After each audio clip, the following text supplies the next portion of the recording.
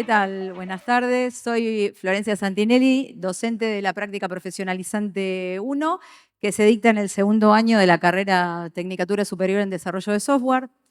Y la particularidad con que enfocamos el espacio curricular es que transcurre toda la materia como proyecto. Trabajan los alumnos divididos en grupos que se generan aleatoriamente. Y en términos de esos grupos, identifican algunos intereses para plasmar a través de software. Si bien es cierto que para uno como usuario el software es simplemente una aplicación o la parte lógica, como se dice académicamente, ¿no? La parte lógica del dispositivo que nosotros utilizamos, en la carrera de software se intenta ver, mejor dicho, tenemos que ver al software como producto. Entonces nosotros lo pensamos como una máquina, podríamos decir, que recibe datos, los procesa y genera información de calidad que sirve para tomar decisiones.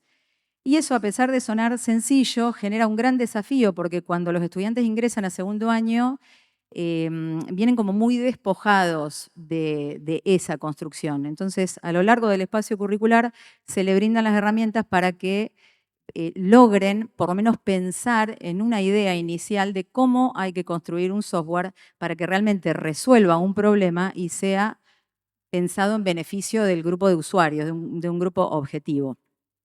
Vivi, adelante. Las capacidades que se trabajan, que coinciden con el modelo UCA, es resolución de problemas y comunicación. En verdad tendrían que haber estado en otro orden. Y trabajamos con educación de calidad, si bien somos conscientes de que hay objetivos de desarrollo sostenible específicamente para la informática, todavía no hemos podido aplicarlos, pero sí puedo decir que los trabajos se entregan en digital, 100%, o sea que hacemos un ahorro de papel significativo. La relevancia de la propuesta es que se trata de aprendizaje situado. ¿Qué quiere decir aprendizaje situado en el contexto del espacio curricular? Es que los proyectos se desarrollen para entidades o para particulares que sean de la ciudad o de la región. Los pensamos bien en contexto.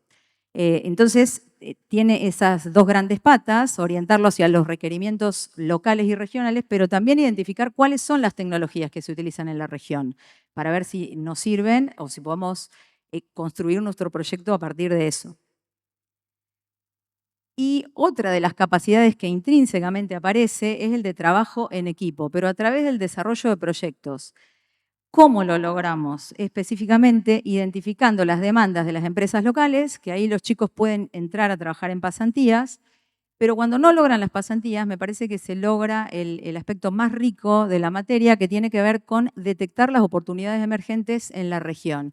Es decir, lograr identificar los problemas, o mejor dicho, las situaciones que se pueden construir a partir de software o resolver a partir de software y trabajar en pos de esa solución.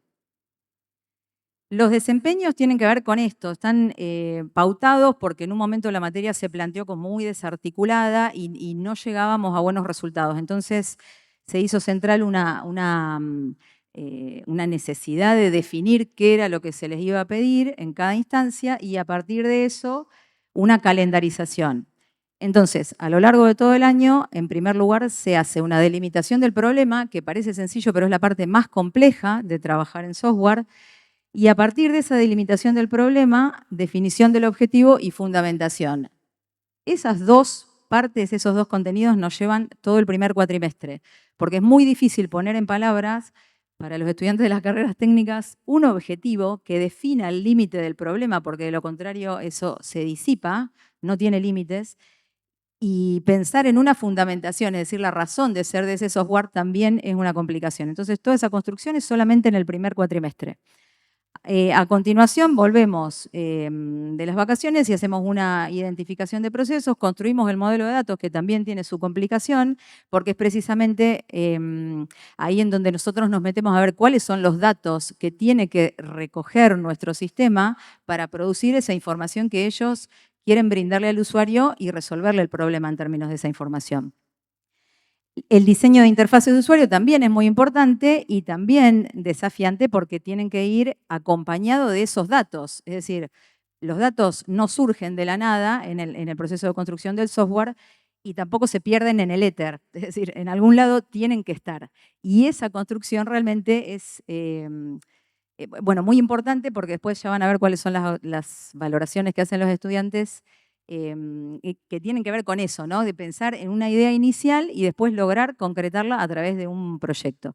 La última de las partes es opcional porque como nos lleva tanto tiempo a veces no se llega a construir el diseño de casos de uso, pero lo interesante de esta materia es que, bueno, ustedes pueden ver esta grafiquita que claramente no es mía, cito la fuente, pero la materia transcurre de esa forma, ¿sí? Es una escalera en la que vamos subiendo a través del diseño, tenemos los desafíos, investigan sobre el tema específicamente, crean ese prototipo, lo comunicamos, autoevaluamos, coevaluamos y volvemos otra vez al principio. Es decir, la construcción del software no se termina, es un ciclo. Incluso cuando lo implementamos, el ciclo continúa en lo que se llama mejoramiento u optimización del software, parte en la que nosotros, por supuesto, no entramos. ¿Con qué contamos? Entonces, en el espacio curricular utilizamos una estrategia de comunicación que es el elevator pitch. En 20 segundos ellos tienen que definir cuál es esa idea, cuál es ese problema que van a resolver y cómo lo van a resolver. Utilizamos también una herramienta de gestión de proyectos que es Tablero de Trello, es un organizador en lo que ellos pueden secuenciar los pasos que tienen que ir llevando a cabo en cada instancia y queda marcado cuáles son los concretados y cuáles son los que están en proceso. Una matriz FODA, que probablemente muchos de ustedes conozcan, es identificar las fortalezas, oportunidades, desafíos y amenazas de la propuesta que cada uno presenta, que cada grupo presenta. Y otra estrategia de organización de proyectos que es Canva Lean. Ahora después les vamos a mostrar cómo articulan todas esas con cada propuesta. Las estrategias, entonces, como ya dije anteriormente, la calendarización de los desempeños, porque sin tiempo se llevaban puesto el año, digamos, llegaban a fin de año sin nada construido, porque es muy libre el espacio curricular. Cada uno tiene que trabajar en lo que le gusta, en lo que le interesa, y si no poníamos fechas, realmente se desorganizaban. Y esta calendarización, si bien es de alguna manera estricta, se puede flexibilizar en términos de cómo vayan desarrollando los proyectos en cada caso. Se hace una exposición oral de esos avances cada vez que se llega a una fecha límite y se coevalúan. Y en las coevaluaciones surgen muchas valoraciones enriquecedoras porque son ellos mismos los que están todo el tiempo verificando o valorando la construcción del par, ¿no es cierto?, del compañero. Y en eso son sumamente respetuosos y se logran unas producciones que avanzan mucho más que si uno como docente le hiciera la propuesta, porque ellos están todos en el mismo lugar y hablan o construyen, mejor dicho, desde ese lugar, lo cual es sumamente valioso. Entonces, en concreto, la propuesta de la materia es esta, pensar el sistema de información que no únicamente es un software, sino que hay usuarios, hay desarrolladores, hay bases de datos, hay papeles, hay estándares, hay un montón de componentes que lo construyen, pero más allá de eso, trabajar colectivamente para construir el software. Es decir, no podemos perder de vista que en nuestro caso el software es el producto, es nuestro resultado. Algunas de las experiencias, elegí 2 del año pasado y una de este año, y van a ver que son muy particulares. Ahora, si Vivi, primero podés mostrar la de delimitación del problema y tablero de Trello. Como para mostrarles simplemente cuáles son las estrategias que utilizamos, que a lo mejor son medio rústicas, pero bueno, para nosotros nos simplifican. Quiero aclarar que la invitación a la plenaria fue extensiva al grupo de estudiantes, pero es un público medio reticente a participar en público, entonces venimos las profesoras. Bueno, este es un ejemplo de la herramienta Tablero de Trello, que es una herramienta colaborativa que ellos pueden compartirme a mí el espacio y voy monitoreando cómo avanzan en cada instancia. Si se fijan en ese caso, ahí está la primera parte, que es la guía para la elaboración de proyectos, la matriz FODA, hay una sección en proceso. Bueno, es como si alguien es aficionado a las películas de detectives o de policías, ellos arman un tablero en un pizarrón con distintas cuadrículas de colores. Tablero de Trello simula ese escenario de alguna manera como para ir marcando e identificando qué es lo que se resuelve en cada caso. Bueno, vamos a ese, no importa. Este es el proyecto de este año. Los chicos también tienen que crear el logo. Algunos usan inteligencias artificiales y otros directamente producto de su imaginación generan los logotipos, cómo va a lucir en primera instancia digamos, el logo que identifica cada una de las apps. Esto era lo que les comentaba sobre cómo delimitar el proyecto, porque nosotros necesitamos pensar sí o sí qué es lo que quieren hacer, quién es el grupo destinatario, quiénes son los beneficiarios. Hay un montón de problemas que se resuelven en el primer cuatrimestre, que conducen precisamente a definir el objetivo y a fundamentar el proyecto. Es una tabla sencilla, pero que con esa sencillez cuesta muchísimo definir y completar.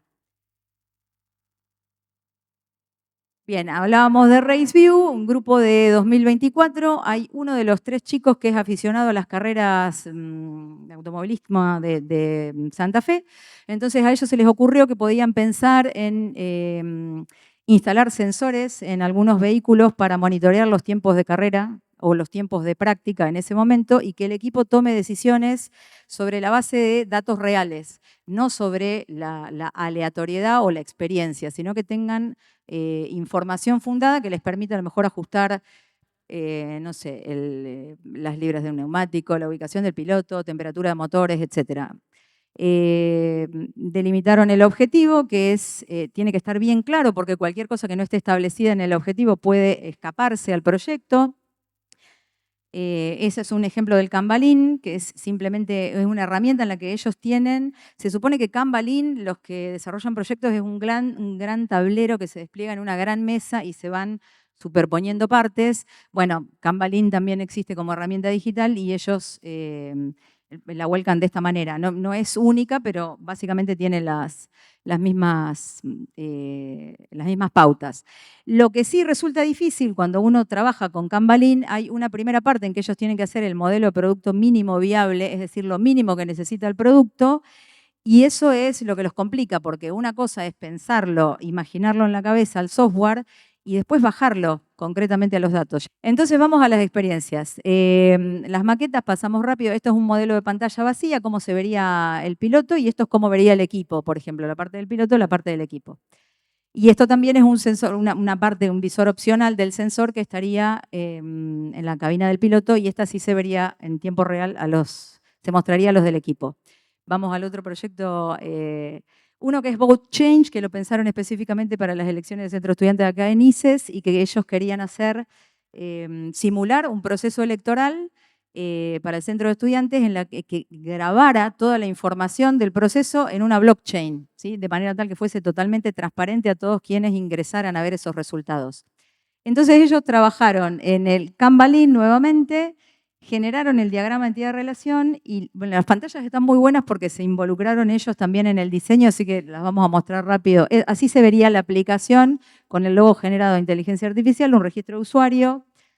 Ahí están abajo, los votos, que ellos son los estudiantes de software. Eligen el candidato, este sería los candidatos más votados, un resumen de la información que obtienen y por supuesto al finalizar hay una síntesis de cómo salieron las elecciones. Estuvieron 2 o 3 clases generando los votos porque la verdad que se coparon bastante. Ejemplo de resultados, esa sería la vista, resultados de la elección piloto. ¿Por qué piloto? Porque lo querían bajar a ICES, pero para llevarlo a elecciones locales y regionales. Entonces se imaginaron que así se vería el resultado de la elección, ¿sí? Con el modelo de datos que sustenta, por supuesto, toda esta información. Y el último es el de Fútbol Zone, que son unos chicos que juegan al fútbol en forma amateur y ellos vieron que para armar equipos, en el Potreritos me parece que es, siempre me confundo, les resulta una complicación, porque a veces se baja un jugador o se baja el equipo o no consiguen un equipo que sea más o menos parejo en cuanto al potencial rendimiento deportivo. Entonces ellos pensaron en Fútbol Zone, que es una suerte de Tinder, podríamos decir, un sistema de emparejamiento entre jugadores que quedan ahí boyando y equipos que quieren, pero solamente para el potrerito, es decir, solamente para ese espacio. Y ahí es como que, bueno, ese es el perfil del jugador, que fue el año pasado, tenía muy presente el Mundial. Cuáles son los partidos activos, el perfil del jugador que ellos querían convocar en ese momento, y un canal de chat con otros jugadores como para coordinar específicamente si se bajaba alguno, si llegaba, bueno, creo que no hay ninguna otra pantalla. El logo. Bueno, gracias. Bueno, lo que está muy bueno, justamente doy práctica profesionalizante en el tercer año de la carrera, en la práctica 2.